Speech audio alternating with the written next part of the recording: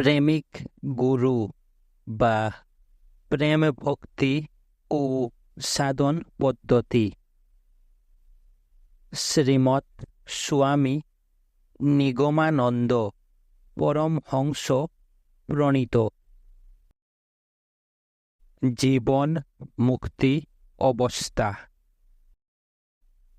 যাহার হৃদয়ে শঙ্কর গৌরাঙ্গের এক সিংহাসন স্থাপিত হইয়াছে, যাহার হৃদয়ে ভক্তি গঙ্গা জ্ঞান সমুদ্রের সহিত মিলিত হইয়াছে, তিনি জগতে জীব মুক্ত।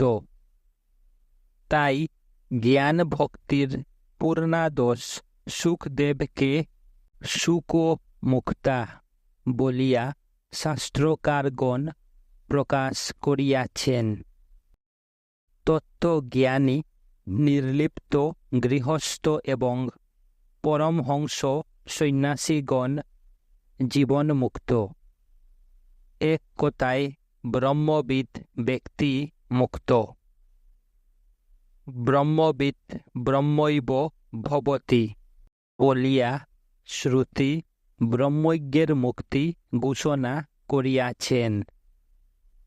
কিন্তু ব্রহ্মবিদ বলিলে আধুনিক সমাজের লোক আতঙ্কে শিহরিয়া উঠে। তাহারা ব্রহ্মবিদ অর্থে স্বেচ্ছাচারী, সমাজদ্রোহী, দেবগুরু নিন্দাকারা, বেদ বিরোধী নাস্তিককে বুঝিয়া থাকে। যে দেশে শিবস্বরূপ ব্রহ্মজ্ঞ শঙ্করাচার্য আবির্ভূত হইয়া ব্রহ্মজ্ঞান প্রচারে মুক্তির দ্বার উদ্ঘাটিত করিয়া দিয়াছেন, সে দেশের লোক ব্রহ্মবিদ সম্বন্ধে কেন এরূপ ভ্রান্ত ধারণার বশবর্তী হইল, তাহা অঘটন ঘটন পটীয়সী মায়াই বলিতে পারেন। ব্রহ্মজ্ঞ মহাত্মার নিকট যে ব্রহ্ম হইতে কীট পর্যন্ত সমান আদরে গৃহীত হয়, তাহার নিকট ব্রাহ্মণ চণ্ডাল, পুরুষ নারী, পাপ পুণ্যবান, জড় চৈতন্য, অণু পরমাণু, বৃক্ষ শিলা, কীট পতঙ্গ প্রভৃতি যাবতীয় বস্তুই ব্রহ্মস্বরূপে প্রতিভাত হয়। সুতরাং একটি অণু যে তাহার নিকট আত্মবোধ প্রীতির বস্তু এবং ভগবানের ন্যায় ভক্তির সামগ্রী। সাধারণ লোক আপনার ইষ্ট দেবতা ব্যতীত অন্য বস্তুতে তুষ্ট হইতে পারে না, আর ব্রহ্মবিদের নিকট সকল বস্তুই ইষ্ট দেবতার স্বরূপ। শাক্ত বলে শক্তি ভিন্ন গতি নাই। বৈষ্ণব আবার কালীর নাম শুনিলে কর্ণ মধ্যে আঙ্গুলি দিয়া থাকে। কিন্তু ব্রহ্মজ্ঞের নিকট কালী, বিষ্ণু, শিব প্রভৃতি সমান আদর প্রাপ্ত হইয়া থাকেন। সাধারণ লোকে শালগ্রাম শিলাকে নারায়ণ মনে করে, কিন্তু ব্রহ্মজ্ঞের নিকট সকল শিলাই নারায়ণ। সাধারণ লোক তুলসী বৃক্ষকে পবিত্র মনে করে, কিন্তু ব্রহ্মজ্ঞানী বৃক্ষমাত্রকেই তুলসীর ন্যায় পবিত্র জ্ঞান করেন। সাধারণ লোকে গঙ্গাকে পুণ্য নদী মনে করে, কিন্তু ব্রহ্মবিদের নিকট সকল নদী গঙ্গা সদৃশ্য। সুতরাং যাহারা নারায়ণ শিলাকে লাঠি মারিয়া কিংবা রমজান চাচার পাচিত পক্ষী বিশেষের মাংস ভক্ষণ করিয়া ব্রহ্মজ্ঞানের পরাকাষ্ঠা প্রদর্শন করে, তাহারা কি রূপ ব্রহ্মবিদ তাহা ব্যাস, বশিষ্ঠ, জৈমিনী, পতঞ্জলির বংশাবতংশ হিন্দুগণের বুঝিবার শক্তি নাই। ভগবান শঙ্করাচার্য তদীয় স্থাপিত মঠে শিব, বিষ্ণু, শক্তি প্রভৃতির মূর্তি স্থাপন এবং ভক্তি গদগদ চিত্তে গঙ্গা মনসার পর্যন্ত স্তোত্র রচনা করিয়া ব্রহ্মজ্ঞানীকে কি নাস্তিকতা শিক্ষা দিয়া গিয়াছেন? হায় রে! সকলেই কালের প্রভাব। সমাজের স্বেচ্ছাচারিতা এবং উচ্ছৃঙ্খলতাই এই রূপ সর্বনাশের মূলীভূত কারণ, সন্দেহ নাই। যাহারা তত্ত্বজ্ঞান বিচারপূর্বক ব্রহ্মে আত্মস্বরূপ উপলব্ধি করিয়াছেন কিংবা প্রেম ভক্তির অমৃতধারায় ভাসিয়া যাইয়া ইষ্টচরণে লীন হইয়াছেন, তিনি ব্রহ্মবিদ, তিনি জীবমুক্ত। মন, বাক্য ও কর্ম এই তিনটি বিষয় যে জ্ঞানে লয়প্রাপ্ত হয়, তাহার নাম ব্রহ্মজ্ঞান। যে জানে জীব নিঃসঙ্গ, নিস্পৃহ, শান্ত, চিন্তা ও নিদ্রা বিবর্জিত হয় এবং বালকের ন্যায় স্বভাববশিষ্ট হয়, সেই জ্ঞানকে ব্রহ্মজ্ঞান বলে।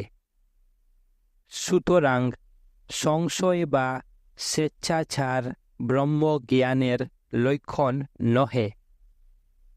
যিনি ব্রহ্মজ্ঞান লাভ করিয়াছেন, তিনি রক্ত মাংসের দেহধারী হইয়াও মুক্ত, কাজেই জীবমুক্ত নামে অভিহিত হন।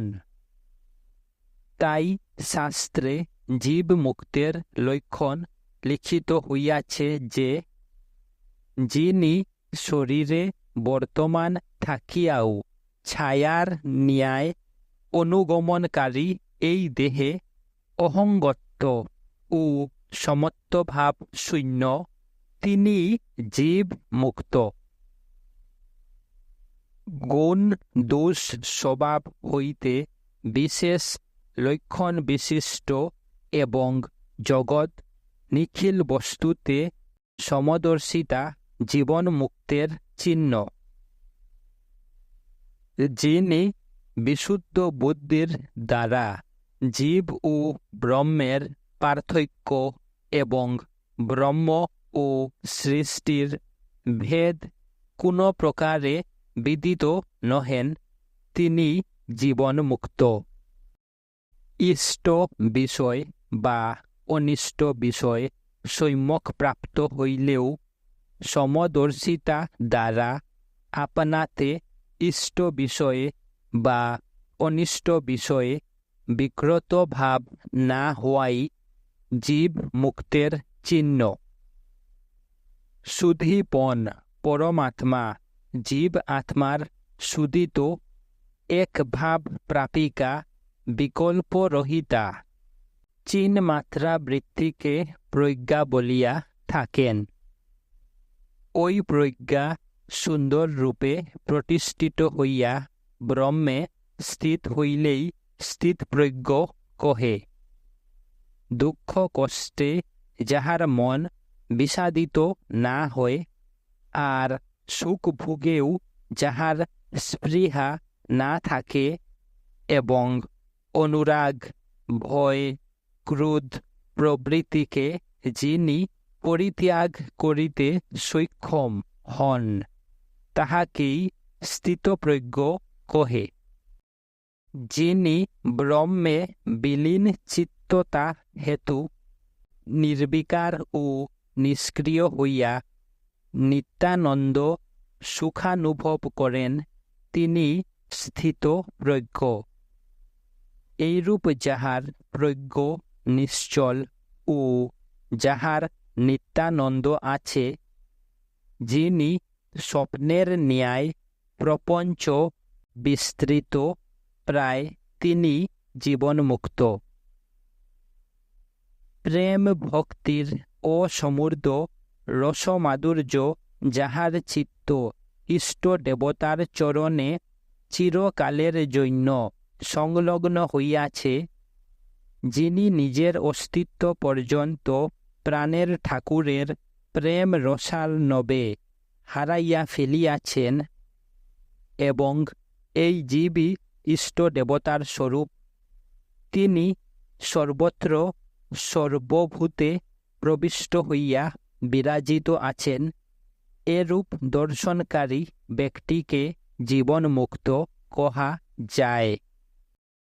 সমস্ত আকাশে পরিব্যাপ্ত যে চৈতন্য স্বরূপ জগৎবদ্বীর, তাহাকে যিনি সমুদয় জীবের অন্তর আত্মা বলিয়া জানিয়াছেন, তিনি জীবনমুক্ত। প্রকৃত ব্রহ্মগত প্রাণ জীবনমুক্ত ব্যক্তি সাধারণ মনুষ্যমণ্ডলী হইতে অনেক উচ্চ স্থানে অবস্থিতি করেন। তিনি যে স্থানে বাস করেন তথার রোগ নাই, সুখ নাই, ভয় নাই, জরা মৃত্যু, দুঃখ দরিদ্রতা এ সকল কিছুই নাই।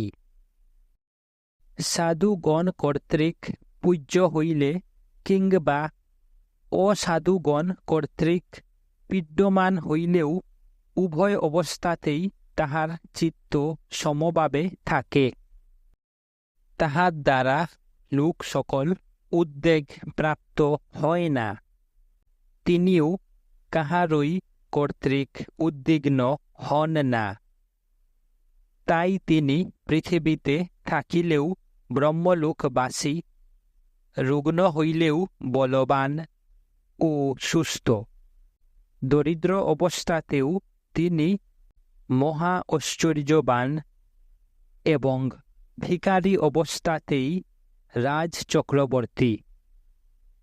বস্তুত জীবনমুক্ত ব্যক্তি সাধারণ মর্ত্যজীবগণের এত উচ্চে অবস্থিতি করেন যে সাধারণ ব্যক্তিরা তাহার সে উচ্চতার পরিমাণ নিরূপণে সম্পূর্ণ অক্ষম হইয়া অনেক সময় তাহাকে অবজ্ঞা করে। সাক্ষাতে বা অসাক্ষাতে তাহার নিন্দা করে এবং বিবিধ প্রকারে তাহার প্রতি অত্যাচার করিয়া থাকে, কিন্তু কিছুতেই তাহাকে আর অনুমাত্র ক্ষোভিত করিতে পারে না। শান্তিরূপ খড়গ যার হস্তে আছে, দুর্বল ব্যক্তি তাহার কি করিবে? তিনি স্বীয় করস্থ শান্তিরূপ মহাখড়গ দ্বারা তাহাদিগের সকল আক্রমণকেই ব্যর্থ করিয়া থাকেন। বস্তুত অজ্ঞান মনুষ্যগণ তখন তাহার মহত্ব অনুভব করিতে পারুক আর নাই পারুক, স্বর্গস্থ দেবতাগণের নিকট তিনি সে অবস্থায় সর্বদা পূজিত হইয়া থাকেন।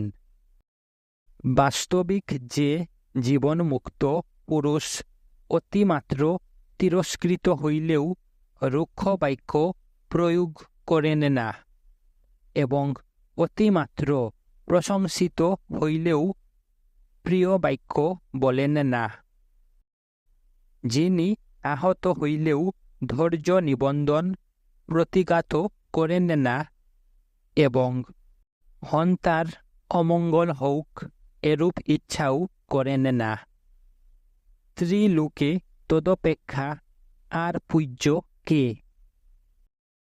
তাহার এই মহৎ ভাব উপলব্ধি করিতে না পারিলে বাহ্যিক ভাব দৃষ্টে লোকে বিপরীত অভিপ্রায় প্রকাশ করিয়া থাকে। জীবনমুক্ত ব্যক্তি আত্মবত, অব্যক্ত, চিহ্ন এবং বাহ্য বিষয়াসক্তি বর্জিত হন। তিনি দিব্য রথরূপ এই শরীর অবলম্বন করিয়া শিশুবৎ পরেচ্ছাক্রমে উপস্থিত বিষয় ভোগ করেন। তাহাদিগের চিন্তাহীন দীনতা প্রকাশ শূন্য, ভিক্ষার আহার, নদীতেই জলপান, স্বেচ্ছায় অনিবার্য রূপে অবস্থিতি, নির্ভয় হেতু শ্মশান বা কাননে নিদ্রা, প্রক্ষালন বা শোষণাদি শূন্য দিগরূপ বসন, গৃহশয্যা ভূমি ও বেদান্ত রূপমার্গে গতিবিধি এবং পরব্রহ্মেই রমণ হয়। জীবনমুক্ত ব্যক্তি কখন দিগম্বর হইয়া, কখন বা বসন পরিধান, কখন বলকল বা চরাম্বর ধারণ, কখন বা জ্ঞানাম্বর গ্রহণ করিয়া, কখন উন্মত্তবৎ, কখন বালকের ন্যায়, কখন পিশাচের ন্যায় ধরা ভ্রমণ করেন। নিত্য পরমানন্দে আনন্দিত জীবনমুক্ত ব্যক্তি কোন স্থানে মূর্খর ন্যায়, কোন স্থানে পণ্ডিতের ন্যায়, কোন স্থানে বা রাজার ন্যায় ঐশ্বর্যশালী, কোন স্থানে ভ্রান্তবৎ, কোন স্থানে প্রশান্ত, কোন স্থানে অজগর ধর্মাবলম্বী, কোন স্থানে দান পাত্রবৎ, কোন স্থানে অবমানিত, কোন স্থানে বা অপরিচিত, এইভাবে ভ্রমণ করেন। কাজেই অল্প বুদ্ধি লোক সকলেই তাহাদিগকে বুঝিতে উঠিয়া না পারিয়া আপন শিক্ষার তুলনায় মতামত প্রকাশ করে। কেহ বা সাধুর সৌভাগ্য সম্মানে ঈর্ষান্বিত হইয়া মহাপুরুষদিগের অযথা কুৎসা প্রচার করিয়া থাকে, কিন্তু তাহারা জানে না যে তাদৃশ মহাত্মার কৃপা দেবতাদিগেরও বাঞ্ছনীয়। ব্রহ্মবিচার দ্বারা নিজ স্বভাব জ্ঞাত হইলে পরম আত্মায় প্রকাশ যাহার সম্বন্ধে হয়, তদ্রূপ আত্মবিদ জীব মুক্তের দয়া ব্রহ্ম, বিষ্ণু, ইন্দ্র, শিব প্রভৃতি দেবতারাও আকাঙ্ক্ষা করেন। জীবমুক্ত ব্যক্তি বিদেহ কৈবল্য অর্থাৎ দেহান্তে নির্বাণ মুক্তি লাভ করিয়া থাকেন। মুমুক্ষু ব্যক্তি মৃত্যুবাসরে দেহ হইতে উৎক্রান্ত হইয়া ক্রমশ আত্মস্বরূপে লীন হইয়া নির্বাণ লাভ করেন। ভক্ত অর্থাৎ সগুণ ব্রহ্মোপাসকগণ দেহান্তে ঈশ্বরলোকে বাস করেন, তৎপরে কল্পান্তে নির্বাণ মুক্তি লাভ করিয়া থাকেন। কিন্তু ব্রহ্মবিদ পুরুষের সূক্ষ্ম ও কারণ দেহ বিনষ্ট হওয়ায় রক্তমাংসের দেহধারী হইয়াও তিনি আত্ম স্বস্বরূপে অবস্থিতি করেন, তাই তিনি জীবমুক্ত। সুতরাং তাহার স্থূল দেহ নাশে অন্য কোনো প্রকার দেহ না থাকায় উৎক্রান্তি হয় না, একেবারে নির্বাণ লাভ করিয়া থাকেন। তাহা হইলে ব্রহ্ম জ্ঞাননিষ্ঠ মনুষ্যের দেহ ত্যাগে যে মুক্তি হয়, সেই মুক্তি জীবন দশাতেই লাভ হয়। দেহধারী হইয়াও তিনি নির্বাণ সুখ ভোগ করিয়া থাকেন। ব্রহ্মজ্ঞান লাভ করিয়া জীবন মুক্তি ঘটিলে ব্রহ্মরূপ অজ্ঞানের নিবৃত্তি হইয়া যায়। অজ্ঞানের নিবৃত্তি হইলেই মায়া, মমতা, সুখ, দুঃখ, সুখ, ভয়, মান, অভিমান, রাগ, হিংসা, দ্বেষ, মদ, মোহ ও মাৎসর্য প্রভৃতি অন্তঃকরণের সমুদর বৃত্তিগুলি নিরুদ্ধ হইয়া যাইবে। তখন কেবল বিশুদ্ধ চৈতন্য মাত্র স্ফূর্তি পাইতে থাকিবে। এই রূপ কেবল চৈতন্য স্ফূর্তি পাওয়ার নাম জীবন দশায় জীবন মুক্তি এবং অন্তে নির্বাণ বলিয়া কথিত হয়।